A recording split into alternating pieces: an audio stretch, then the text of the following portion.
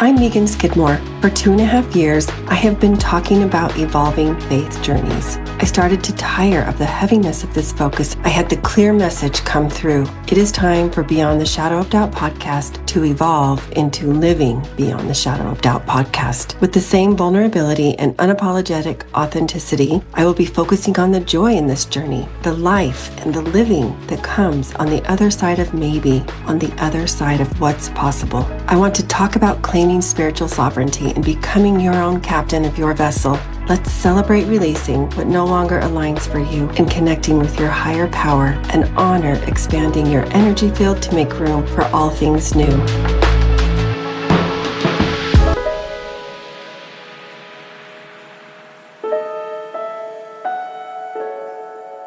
The vibration is high this month on Living Beyond the Shadow of Doubt podcast. Pretense is dropped and caution thrown to the wind in each interview. I am dropping a new episode daily, spotlighting one of the amazing, soul-led, heart-centered authors of Joan of Arc Publishing, or JOA Publishing, founded by Kira Brinton. Like the namesake for this publishing house, each one embodies the fearless, God-centered spirit left by the legacy of Joan of Arc. Make sure to subscribe so you don't miss a single one.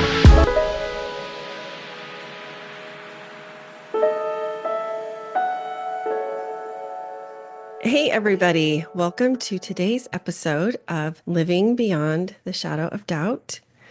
I am Megan Skidmore, your host, and I have Nicole Roufs with me here today as part of my month-long JOA, Joan of Arc book club. And you are bringing up the rear. You're not quite the caboose. But yeah, I'm so excited that we were able to make this work and meet today. So welcome. Thank you. I'm so excited, Megan, to be here.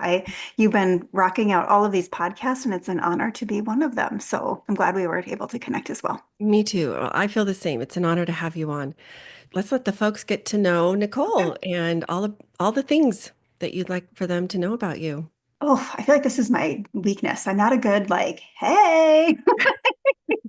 I don't know. I am Nicole. You're in good company. I know it's always like, I am my job, my passion, my love of what I do to help people every day is I am a business coach and consultant for small businesses. And I just love helping women create the business that they were really intended to birth when they said, I'm going to be a small business owner, and just help them really create strategies and a community around them. Because I always say business shouldn't be done alone.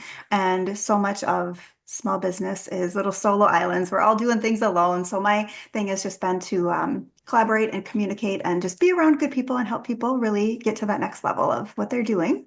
I am the mom of 3 adult children, which is crazy. We've talked about having adult children. It's crazy. My daughter's 21 and my boys are 23 and 25, which is insane. They were just 2, 4, and 6. So I don't know where time goes, but they are my favorite humans on the planet and so dang blessed to be their mama. Let's see what else. I moved to Arizona almost 5 years ago. That's one of my favorite things. I moved from Minneapolis to Arizona, and that is absolutely a huge change. Such a good change. I lived almost 40 years in the tundra cold, and I'm still just thawing out here, so it's been good. So, I mean, I feel like that's the basics. Is that? Yeah, that's great. Share with us also, did you grow up in a specific faith of origin or kind of share a little bit of insight into that part of your life? No, I actually grew up with nothing, which is like, I don't know. I feel like in some ways it was maybe a blessing because I didn't know, but then I also didn't know until I started having my children. When I had my oldest son, I was like, I mean, I always knew that there was more. Like I always knew that I was protected or something was with me, but I didn't know. It wasn't talked about in my family. In fact, my mom passed away when I was 9, and my family, we just hadn't, like, we didn't even go on Christmas or any type of any spiritual things. But as soon as my mom passed away, I think it scared them all. So they baptized my brother and I. And so that was my first, like, oh, what is this type of thing? But then it wasn't talked about. It wasn't anything. And so fast forward and I having my first son, and it's his first Easter, and I was literally reading him a book on Easter, and I was like, wow, like I didn't even know that stuff. Like it's kind of crazy. I just really like self-taught, and like I said, I've always known and felt protected. In fact, I think the book that I'm writing will be something about, yeah, there's lots of layers we could go with this, Ooh, Megan. I can't wait to hear about the book. I Can I know. ask, when you say you were baptized, what faith of origin was that? Or do I you? believe it was Catholic. I actually Okay. don't even know. Isn't that crazy? But I feel Oh, like, so then I was actually married Catholic. So that was the interesting thing. okay. My ex-husband, they were just Catholic, did all the things. So married Catholic, baptized my babies Catholic. And in fact, we actually Mhm. then, when I started to like read and I was like, oh my gosh, this is amazing. I love God. Like I love spirituality. I love all the things. My son actually went to a Catholic school for kindergarten. Okay. And then I mean, I don't know how deep we want to go, but I ended up being a foster mother to my nephew and my niece. So we had 5 kids, 7 and under, for an entire year. Mm, And it was crazy and beautiful and all of the things. But I went to the church to see if I could get my nephew enrolled to go to mhm. first grade with my son. And Okay. I remember sitting there with the priest, and he would not let my nephew come to school there because he had illegitimate parents and he was not. Oh, wow. That's kind of, that's not that long ago. Oh, it was, well, 20, less than 20 years ago, which is crazy. I mean, that makes me feel so Yeah. old, but it was, yeah, it was one of the saddest things. And so we pulled my son and he didn't go there either. I was like, well, this is not the energy and the vibration and the love that I think Hmm. my God has. Yeah. So it didn't sit well. So we just pulled him out. And in fact, then I went from being like nothing to like, oh, like I love the community. I loved like the sacredness. I taught Sunday school. Like I was like, man, this feels really good. And then that happened and it ruffled my world a little bit. And then it was chaos with the Definitely. kids, got divorced, shame, all of the things that come along with all of that. Hmm. But I've always, always, always known that my angels have been with me, that God is with me and helping me and surrounding me. I just didn't know what that looked like for a while, but I've always felt that like energy around me. And for a Uh-huh. while, I went and I was like, oh, it's crystals. Oh, it's the energy. It's all of this. And which is fine. And it was part of my journey. But now Hmm. what I've learned too is like, no, it was just Jesus. He was with me the whole time. I just didn't know how to name it perfectly and what that looked like. And so now I would say, this is probably your longest answer to this question No, ever. exactly. No, this is, I love this. Keep going. And so now I very much I have a church that I go to. It's just very Jesus focused. It's not religious. I feel like that traumatized me. I feel like a lot of people have religious trauma. And if they don't, Hmm. that's amazing. But really just knowing that like it's my walk with God. It's my Yeah. plan and I get to do it if I want. I don't have to really answer to anybody. So I feel like I'm kind of just coming into this place of, I guess I kind of would maybe call it a midlife crisis. I am Yeah. single now. My kids are adults. Like I'm doing all the things and I'm just finding myself and what that means for me. So That's a that's, beautiful place to be in. Thank you, it is. Nicole, for sharing all of that. So, this is a less common situation where I have a guest that doesn't really has quite an open uh, upbringing, right? And so, in some ways, when I think about the decision you made when the Catholic priest said, no, your nephew cannot attend here because of their parents' situation, like you were like, okay, we're moving on then. This is not for us. This is not the place for our family. Mhm. And Mhm. you didn't necessarily have some of that conditioning Right. that you might have otherwise had you been Yeah. brought up a certain way from a very young age. Hmm. Yeah, I've Um, thought about that quite often actually, because I'm like, I feel like not having had that, I didn't have the weight of other people's things around me, right? So that's why mhm, it's like it was a blessing and a curse in a lot of ways to not mhm. have all of everybody else's stuff piled on me of what I should be doing. And Um, yet you still had your body was in tune with some external or surrounding energy, surrounding presence. Yeah, and that's where I think like, and I joke, but not really. But I also, so my mom passed away when I was 9, and I've also Mhm. never known my dad. It was never, there's a Okay. long story with that too. I thought my brother's dad was my dad. He wasn't my dad. So then growing up without parents, essentially, like did Yeah. live with my aunt, and she did the best that she could with raising me, but she was mourning her sister and my mom and all of the things too. But I often say like, even though I didn't have a earthly father, I've always known that there's a heavenly father. So like that's the part of the book that I'm like, I feel like there's just something that comes through that I'm like, it is very strong. And yeah, and maybe because I didn't have all these other people's influencing Mhm. around me, I don't know. I don't know. But I have felt very protected and taken care of in a lot of aspects that statistically I shouldn't have or shouldn't or wouldn't be. So Well, regardless of what our upbringing is or the teachings that we have been introduced to or told is the right way versus assuming, the assumption is that there's a wrong way, if you say yeah. it that way.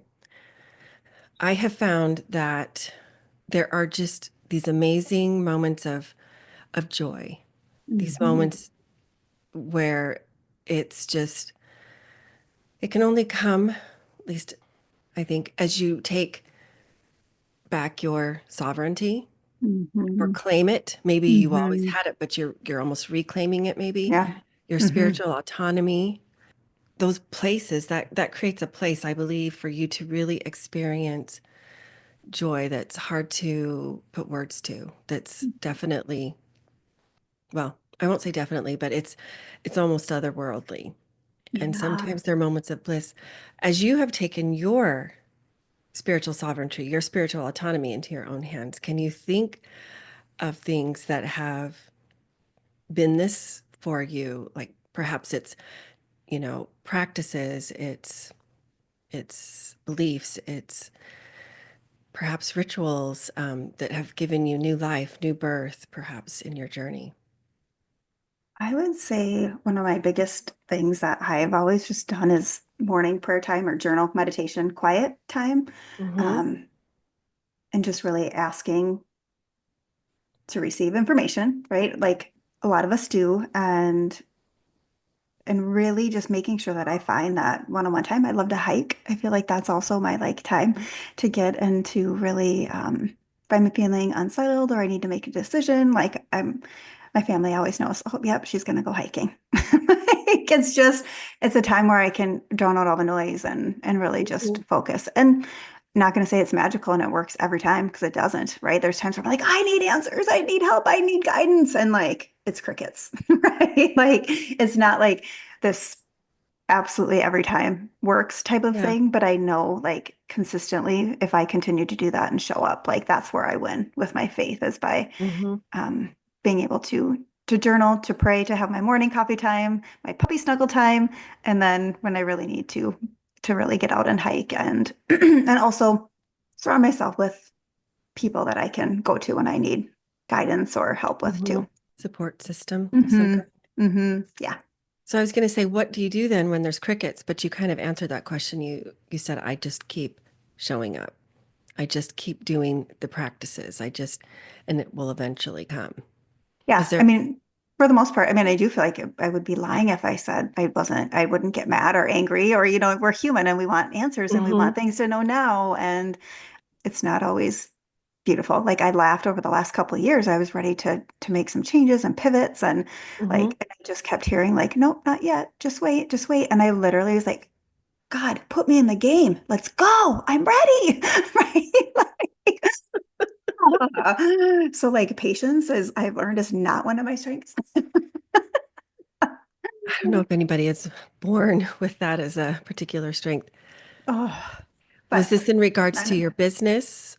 Mostly, yeah. And just like Uh-huh.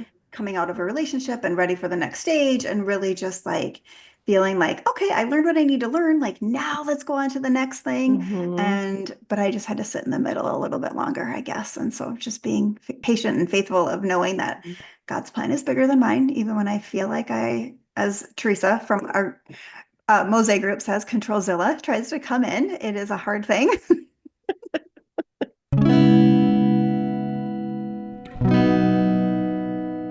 As part of my commitment to giving back, every first Friday of the month, I offer a free coaching hour. Anyone is welcome to join, and you may leave your camera off and change your name if you would like to remain anonymous. This is an opportunity to get introduced to my style of holistic coaching and what it would be like to work with me, gain real skills, insight relevant to you, and fresh perspective on life circumstances. Each month is a different topic. For those attending, there will be opportunities for a complimentary one-off energy alignment session. Once registered, you will have access to discount discount codes for my other offerings. To get the link, including all the resources, register to complete the agreement at the link in the show notes.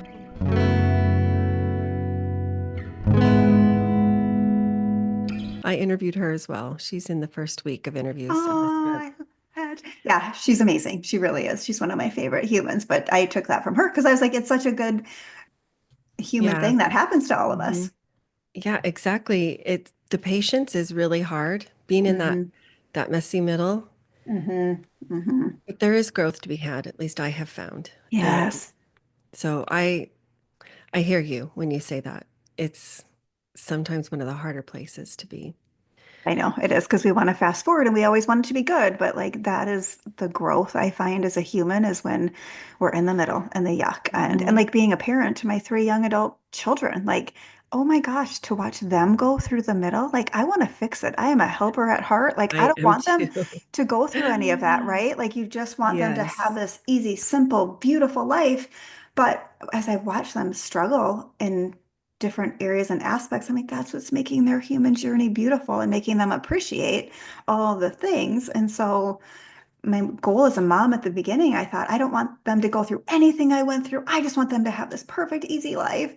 And then it's like, oh, they became teenagers, and holy Hannah, like, did I learn really fast that, like, because then I also adopted my nephew. So, I actually had four teenagers at one point, but I learned that, like, their messy middle is their story. That's their beautiful Yeah. part. And you want to keep the guardrails on, but I know it's their journey as they're going through life, and it's going to make them stronger and appreciate and Yeah. all the things. Yeah. One of the ways I navigated that is, I much rather them experience, this is what I told myself anyway. They experience those hard spots, the messy middle spots while they were under my roof, at least, so that they had a softer place to land, maybe. And Mhm. then the next time when something like this happened, when they were truly kind of off on their own, they would Yeah, have some tools under their belt. That's the hope. yeah. I know. I know. That's my hope too. And now that they're adults and I watch them go through some pretty dang hard stuff, like it is Yeah. tough. But again, they do have a good foundation. And I Yeah. did the best that I could with what I had at the time and all of the things. So like that's where prayer. I've never prayed more in my whole life than for my children of just their safety and their lives to be what they're supposed to be because it yeah. Yeah. I feel But, that. mhm. So let's talk a little bit about your connection with the JOA Yeah. Collective, Joan of Arc Hmm. Publishing, and the Mosaic Network, and also the book that you hinted at I know, which I'm that's excited. coming. So I was part of Kiera's when she launched Mosaic. I came in and I was one of the first people to be in Mosaic. And I'd been part of her world for a while. And and I went and rebranded in Nebraska with Juliet about a year and a half ago now. So I was able to like Olive and Wow. Oak was a child of Tally Creative, her agency, Mhm. the beginning. So beautiful, loved all of the humans. And then yeah, was in Mosaic. And then last fall, actually met Kira I mean, I met her in person. I'd been to a retreat that she had here in Arizona, like where I met Teresa. There was a bunch of us there at that Okay. retreat. But Melissa Methvin had her book launch, and I was there, and Kira was there, and we were talking. And Kira had some business changes happening at that time, and she was pivoting, and she asked for some help. She asked me to audit her business, and so I came in, and for 5 months, I did a contract and helped her kind of get some things figured out with her Wow. business and streamline all of that busy Yes. and all And of I the was things. here for all of that. Uh-huh. And you do really good work, Nicole. Mm-hmm. Well, thank you. It was an honor. And my favorite thing about helping her was because I know all of the amazing women in this group and her impact is Mhm. so dang amazing. So I Yes. loved every single minute of that. And it's now caused me to pivot my business a little bit from more of a coach to a consultant. So I've got some fun hmm things coming and I've got a retreat coming as well. But it really like solidified. And so I remember meeting Kira and she's a book author, like publisher. And I was like, I don't have a book. Like I'm not. And so I went on, this That's was what years. everybody says. I know, right? Oh my gosh, it's so true, Megan. She was doing morning shows at the time and where she'd come on and she'd channel people's book and she's like, do you want to be on it? And I was like, sure. And I was like, but I don't have a book. She goes, that's fine. We'll talk about your business, whatever. We can just chat and hang out. And I was like, okay. And then as it's getting closer to the day we scheduled, I think it was like a Wednesday or something, like I kept hearing, no, you have a book, you have a book. And I was like, oh, like I do have a book. And so we just talked a little bit about that. And I feel like God's still writing my story with it for sure. But I was just texting her the other day too. And I'm like, it's really coming fast and furious right now of all of the things that I've been through and Really? gone through. So I feel like it's, yeah, I'm starting to be an overdue. So now I need to That listen is and let it birth. that is amazing. Hmm. Do you have a title yet? Well, that's where I feel like it's going to be something of like the fatherless daughter or the like something along the Mhm. lines of really like finding my faith and also like living this human realm. Like those worlds are Mhm. so hard, but also knowing that like even though I didn't have humanly parents here. Like that's I have always felt guided and protected Wow. and knowing and not I mean not to say like it's been freaking hard and terrible at times too, but you know, like just Right. really following that journey and knowing that there's more out there. And so that's my thought. We know the best of them I when you love go it. to birth the books though. I don't know what's going to come through. I really don't, but that is what my human brain says at this moment is something along those lines. And even to just yeah, get Yeah. everything down on paper for myself, I feel like will be huge and empowering too. I remember those morning book channeling sessions that she would do on Uh, Instagram Live. I did one myself. I'm going to go back and shoot. look for yours Oh, because I know she's kept them all up. yeah. Yeah. Yes. Yeah. I know it was, gosh, probably 3 years ago at this point now, but I remember seeing you post not too many days ago about the retreat that you have coming up. I'm mhm. excited for you. It looks really intimate, really targeted, really specific, and it's going to be a great thing. I think it's in Scottsdale in April. Yeah, yep. April 24th to the 26th. It's going to be a Okay. CEO reset and rise retreat. Because I think sometimes as women in business, there's so many things that need to get done, all the hats that need to be worn. And so what I've found is about a year and a half ago, I pivoted my business and I did still do weekly coaching, but I would do immersive weekends away, one-on-one with women Mhm. where we could just get all Okay. of the things done in their business. So they show up on Monday feeling like the powerhouse badass that they are and not having to-do lists everywhere and feeling guilt and all the things that they should be doing.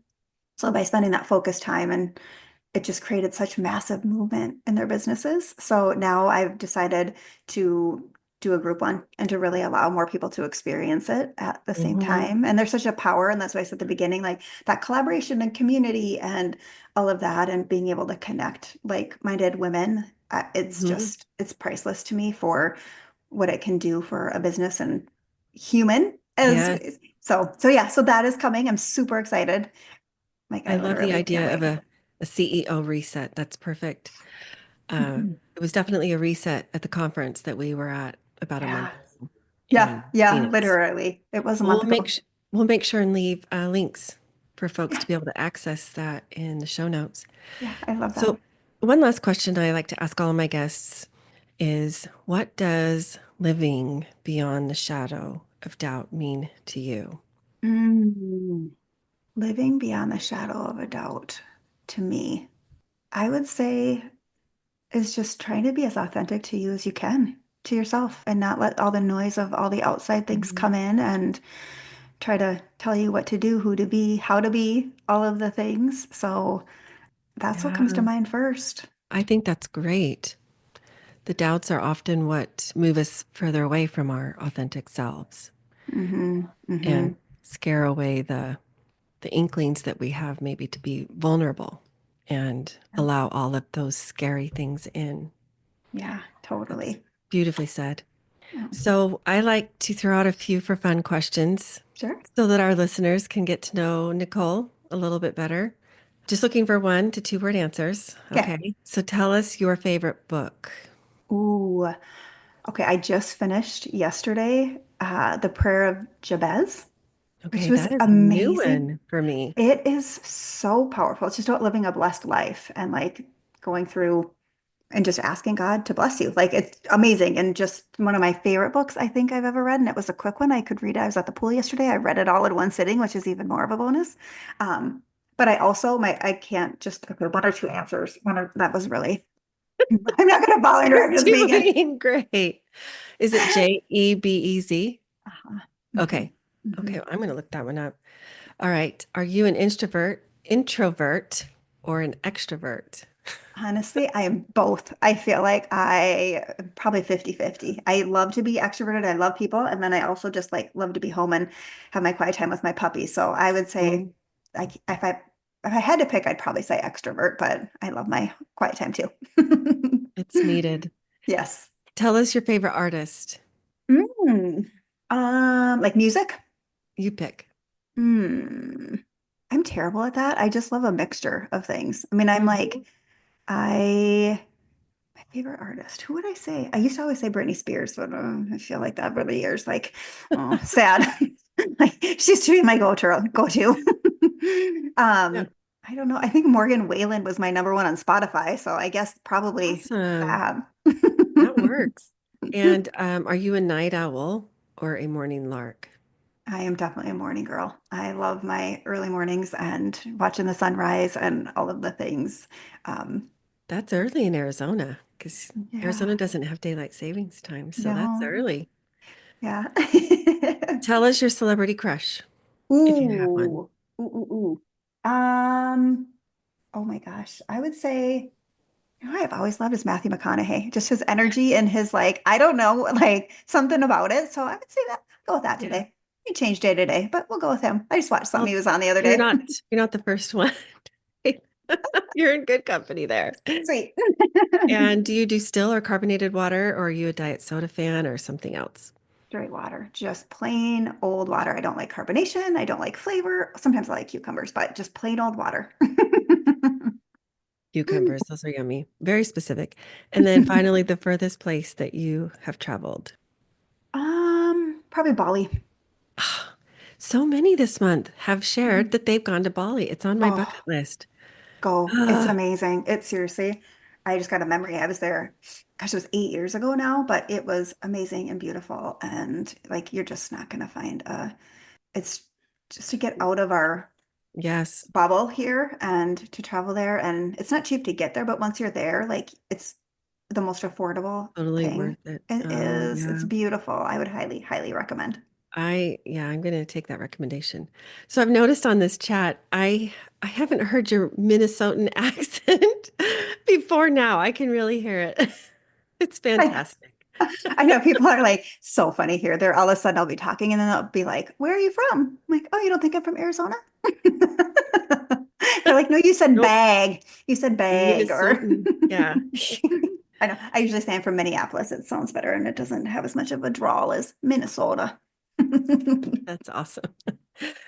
Well, Nicole, tell folks where they can connect to you or the easiest way to reach out to you if they have questions for you about your journey, your services that you offer, all of those things. I love it. Well, my website is oliveandoakcoaching.com. Mm, I am Coach Nicole Roufs on Instagram, and I believe the same on Facebook. I'm pretty sure it's the okay. same thing on Facebook. So, yeah, those are probably the easiest ways. Okay. Or my email is nicole@oliveandoakcoaching.com. I'd always take an email too. I love that. So Awesome. Well, I will make sure to leave those links in the show notes. It has awesome. been so much fun to get to know you and hear your Minnesotan accent. I'm not going to lie. No, seriously, this has been great. Thank you so much for your Oh, time. It's been a good. pleasure. Thank you. Same to you, my dear. I can't wait. I'm going to have you on my podcast soon too. So we'll connect. Would love it. Yay. Writer, teacher, author, Mormon scholar, and founder of Dialogue Journal, Eugene England said, "My faith encourages my curiosity and awe. It thrusts me out into relationship with all creation and encourages me to enter into dialogue." As a proud member of the Dialogue Podcast Network, my hope is that Living Beyond the Shadow of Doubt podcast is an extension of that vision.